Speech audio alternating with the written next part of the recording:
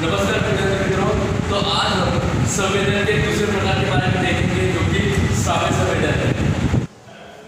तो देखते हैं संवेदन के प्रकार का जो दूसरा प्रकार है श्राव्य संवेदन क्या होता है, श्राव्य संवेदन में कौन सी बातों का समावेश होता है उससे समझ लेते हैं विस्तार से। ओके, तो देखते हैं संवेदन के प्रकार में दूसरा संवेदन श्राव्य संवेदन।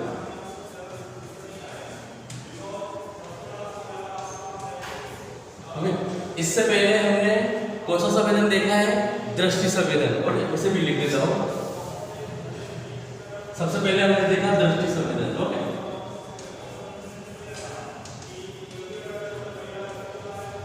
अब देखना है हमें कौन सा, श्राव्य संवेदन।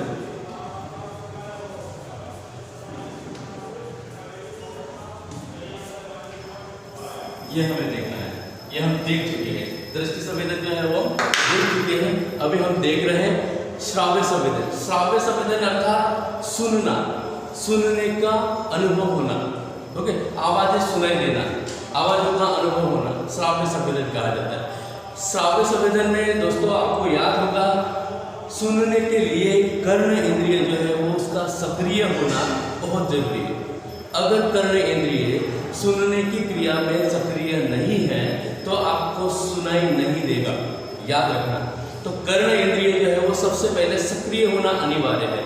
अगर आपके कर्ण इंद्रिय सक्रिय है तो आपको आवाजें सही से सुनाई दे सकती है, आवाजें सही से सुनाई दे सकती है, यानी कि सुनने की क्रिया यानी कि श्राव्य संवेदन। और श्राव्य संवेदन यानी कि आवाजें कहाँ से आ रही है, आवाजें कौन सी दिशा से आ रही है, आवाजों का प्रमाण कितना है, कम है या बहुत ज़्यादा है, तो ये सारी बातें जो है वो श्राव्य संवेदन में शुरुआत में हम बोल सकते हैं।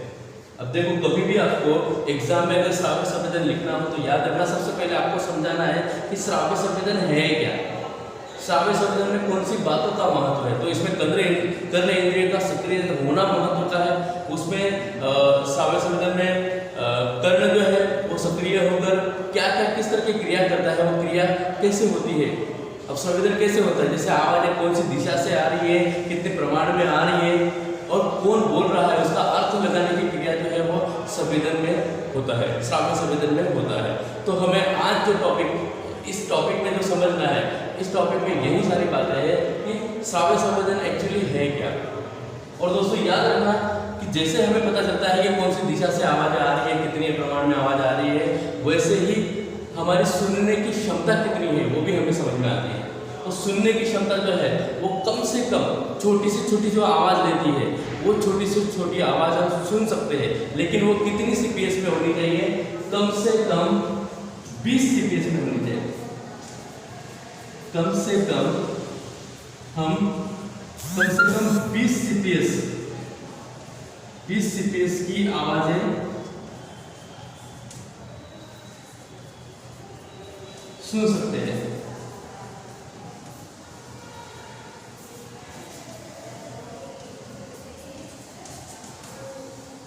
और अधिक से अधिक 20,000 तक की CPS की आवाज को झेलने की क्षमता जो है वो हमारे होती है। अधिक से अधिक, ये हो गया कम से कम, और अधिक से अधिक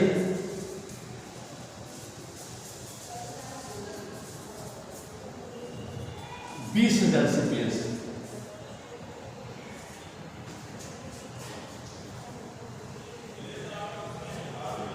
ओके, 20,000 CPS की आवाज जो है वो सुनने की क्षमता हम रखते हैं। अगर 20,000 CPS से अधिक आवाज अगर हमारे कर्ण इंद्रिय पर पड़ती है तो क्या होगा, तो हमारी कान में आवाज सुन्न तरह की आवाज आती है। आपने पटाखों की आवाज कभी सुनी हो, जो दिवाली के टाइम पे जो सूत वाला जो बॉम्ब होता है, जो छोटा सा, ठीक है, अगर वो फटता है तो अचानक से उसकी आवाज इतनी तीव्रता से आती है, तो उसकी तीव्रता की आवाज जो हमारे कान में गूंजने लगती है। कुछ समय तक, कुछ सेकंड तक हमें तो बाजू की आवाजें, आजू-बाजू की आवाजें भी हमें सुनाई नहीं देती है, सुन्न हो जाते हैं हमारे कान। मतलब इतना ही नहीं, अगर 20 CPS से ज़्यादा आवाजें अगर हमें सुनाई दे तो क्या होगा, तो शायद हमारे कर्ण इंद्रिय से रक्त भी निकल सकता है। तो शायद हो सकता है कि कर्ण इंद्रिय के द्वारा जो नसें, जो नलिकाएं जो कि हमारे गले तक उतरती है, उसके वजह से बहुत अधिक अलग सिक्रेशन हो सकता है। तो ये सारी क्रिया जो है वो कर्ण इंद्रिय के द्वारा हो सकता है और वो हमारे अंदर असामान्यता भी ला सकती है। तो इसलिए कर्ण इंद्रिय जो है वो कम से कम 20 CPS तक आवाज़ें सुन सकती है। यानी कि मानो कि बहुत सारी भीड़ है और उस भीड़ में अगर आपको कोई आवाज़ बहुत धीरे से आ रही है और वो आपकी पसंदीदा है और आप उसको सुन रहे हो, यानी कि समझ रहे हो, तो कम से कम 20 CPS तक की तो हो, तभी आप सुन पाओगे। अगर आपको जो भी आवाज़ें हैं अगर बहुत ज़्यादा है और कम से कम 20,000 CPS तक है तो आप अच्छे से सुन सकते हो, लेकिन बहुत उससे भी ज़्यादा है, 20,000 CPS से भी ज़्यादा है तो आप नहीं सुन सकते हो। तो ये तीव्रता जो है कम से कम आवाज़ कितनी सुन सकते हैं ये। तो हमने सबसे पहले क्या देखा, श्राव्य संवेदन में कौन कौन सी बातें, मतलब जो आवाज़ें आती हैं उसके लिए कर्ण इंद्रिय सक्रिय होनी चाहिए, उसके बाद जो है कौन सी दिशा से आवाज़ आ रही है, कितनी तीव्रता से आ रही है, ये सारी बातें जो है ये समझना जरूरी है। अब ये सारी बातें समझने के बाद श्राव्य संवेदन अगर समझना है कि ये क्रिया कैसे होती है तो उसके लिए हमें कर्ण इंद्रिय क्या है, उसकी रचना क्या है, उसकी आंतरिक रचना क्या है, उसमें कौन कौन से भाग आते हैं, तो उसकी रचना जो है वो हमें समझना चाहिए। तो यहाँ पर मैंने सरलता से समझाने की कोशिश की है कि कर्ण इंद्रिय जो है वो कैसे होता है।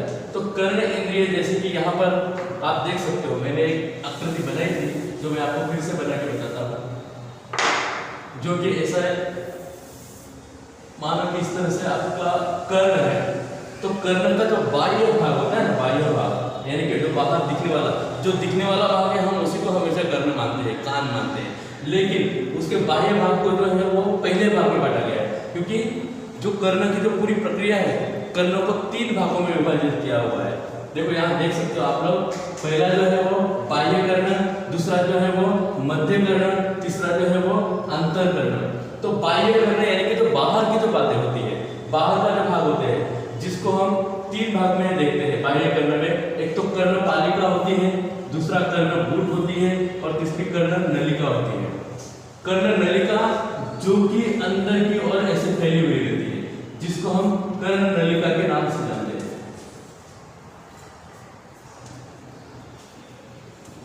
ओके, ये अंदर की ओर यानी कि जो कान बाहर से हमें दिख रहा, वो कर्ण के अंदर का जो थोड़ा सा अंदर जाता हुआ भाग, जहाँ पे हम कभी कभार ऐसे कुछ कचरा निकालने की कोशिश करते हैं, तो वो जो भाग है उस भाग को हम कर्ण नलिका के रूप में जानते हैं, क्योंकि जो बाह्य कर्ण में उसका समावेश होता है। और कर्णपाली जो कि बाहर का ही भाग है, कर्णपाली, कर्णबूट, ये सारी चीजें जो है वो बाहर बाह्य भाग में आती है कर्ण की।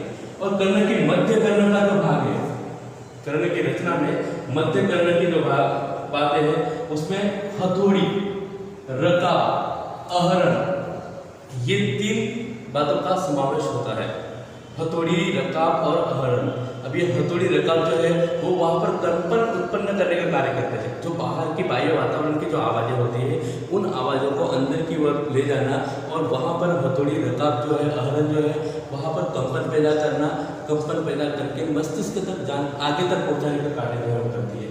और तीसरा जो भाग है ये मध्य कर्ण का हथौड़ी, रकाब हो गया, जो कि यहाँ पर फैले हुए ऐसे तंतु होते हैं, ठीक है। और उसके बाद अंतर कर्ण, ये तीसरा भाग है।